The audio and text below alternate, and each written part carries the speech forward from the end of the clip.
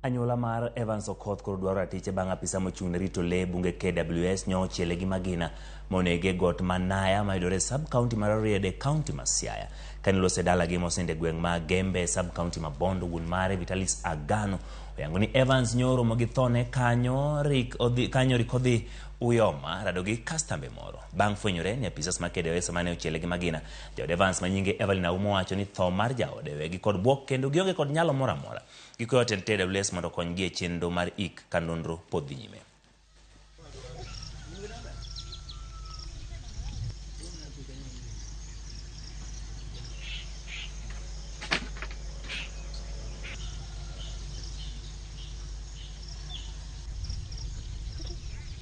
An daher mondo sirikal okonya nikech kuma oweya mabor nikech nyithinda gi pod tindo, koro kaka gibo yudo somo onge. Ang'eyo ni tije mar wedding nyocha ohero kendo ng'eny customers ne maoko nyocha Uyoma ma kata nitie ndalo ma onyalo kayo masinde mar wedding to dhi dago Uyoma manyako tijene ma Uyoma go motiek kore kendo duogo e dala Imbo ka.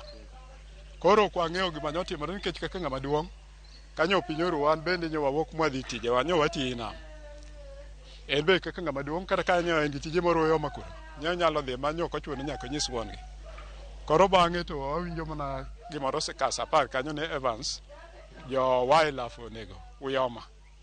Koro kaka nyo chopo kanyo momiyo nyinege kata nyo en ng'ama nyo kalo kanyo riambo jodwar go okwang'eyo kwanyal wacho. En adiera ni tije mar welding ne gima osebedo kokonyo go nyithindegi to konyo go chiege.